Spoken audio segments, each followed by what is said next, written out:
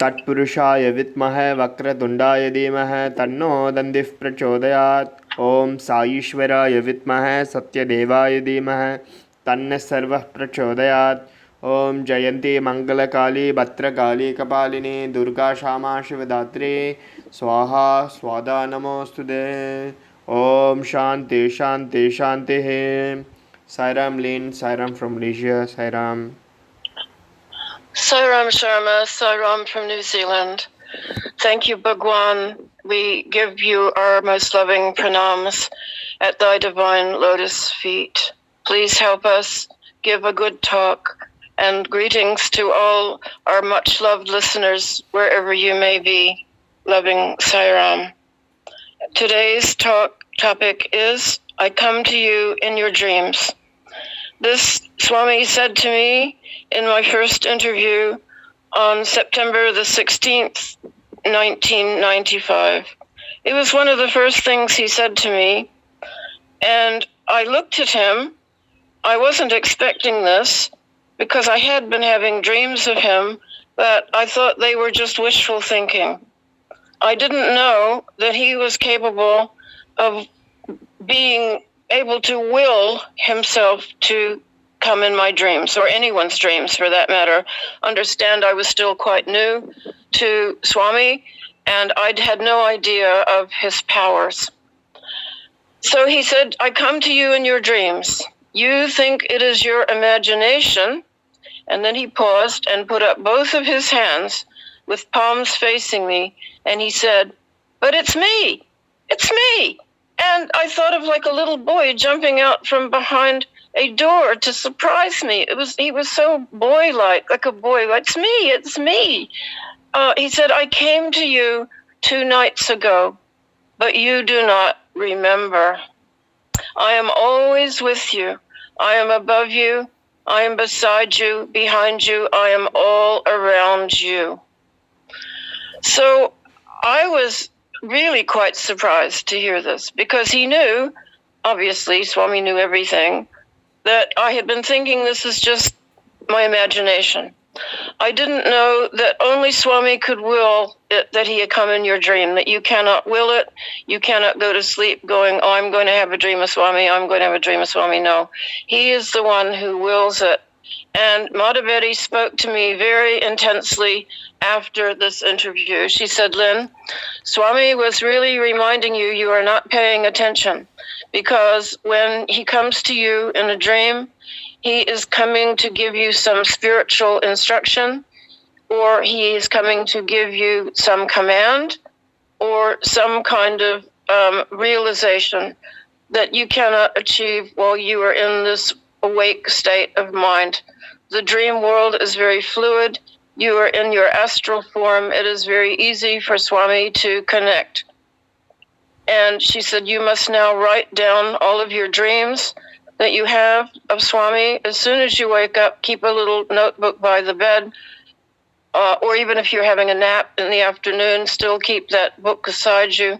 Write the dream down as quickly as you can, because these dreams can sometimes disappear, especially if you take food or some drink like tea. The dream can just vanish, and you will not be able to remember something that would be exactly like having a private interview with Swami. Also, you must meditate on that dream throughout the day, because it will have many layers of meaning. There may be objects or pictures in the dream that Swami shows you. They will have some deeper spiritual meaning. He may, if you see him, that is darshan. If you hear his voice, that is sparshan. And if you feel his touch, like if he gives you padnamaskar, puts his hand on your head, that is sambarshan. So this is very, very important spiritual practice. Never ignore a dream from Swami. So from that day forward, I began recording my dreams by writing them. Then later I found that I could actually visualize the dream when I woke up in frames, the way you would see a movie, and I began drawing what I saw in the dream. And I found that this activity helped me discover even deeper layers of the dream. Now, you can also do this if you get a dream from Swami. It doesn't have to be a work of art. You can just draw some stick figures. For example, if Swami comes to you, let's say, and he lays his hand on his head, lays his hand on your head, you could just draw two stick figures, one of yourself and one of Swami, just putting his hand on your head. It doesn't have to be really great like work of art, like I said. And you want to keep a record of these, because the more you meditate on them, the more you ponder on them, you will discover that your mind, your upper mind, your higher mind is opening up. It opens up like a lotus is the only way I can describe it, or like a rose, and you begin to discover petal after petal as you get closer and closer to the heart of the lotus or the heart of the rose. This is one way that I can describe what it is like when you ponder on your dreams. I had remembered from my studies of growing up in a Christian household that in the New Testament there were several women who followed Jesus, and whenever Jesus gave a particularly powerful teaching, these women would ponder these teachings in their heart. And I think that is a beautiful way to describe what it is like when you get a dream of Swami. You ponder it in your heart. And I don't particularly recommend telling people about your dream, because, and Mata said this too, she said, Lynn, the dream is for you. It is not meant for wide sharing, and it can also cause jealousy from some people who might think, well, I don't get any dreams. Why don't I get a dream of Swami? She says, you don't want to arouse those kind of feelings in people, even unwittingly. And I know there are some devotees who have written books about all the dreams they have had of Swami. I used to get these books offered to me for publication, for putting in our book center, and 9 out of 10 times I did not accept them, because again, either I could see that these dreams were really meaningful for that person, and it may not be meaningful for another person, because we are all in our own ways on different speeds, different wattages, different places on our spiritual path, and what's good for one person may not be the right fruit for another person, if you know what I'm saying. Now, there's been many other teachings about dreams. Some people say, oh, dreams are caused by your food. And indeed, Swami did say that dreams are caused by food that you eat. And he was not talking about dreams of him. And other people have told me, oh, Swami didn't say that. Well, you see, there's a thing of, with Swami will say one thing to one person and then a completely different thing to another, and it seems like a contradiction. Swami would always speak to persons at the level of which they could understand what he was talking about. So what he might say to one person might not be appropriate to teach another person. And this happens quite a lot. I've seen it many times where someone said, oh, no, Swami would never say that. And then the next person said, no, he said that to me. And an argument will break out.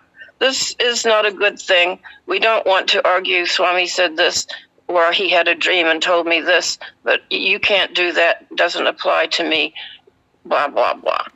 I mean, the worst thing in the world is for what I call a spiritual argument, where people are complaining or trying to compare what Swami does or doesn't do. Oh, Swami doesn't do that. Swami would never do that. No, you cannot predict what Swami will do.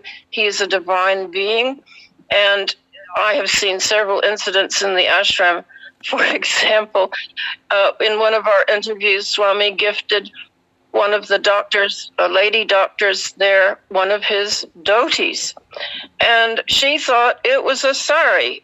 In fact, he came out with it. It was all folded up. It looked like a robe. And she was so excited. She was also crying with joy. And the next darshan, she came out and she had put the sari on. Well, it wasn't a sari, it was a dhoti, but of course it was too short.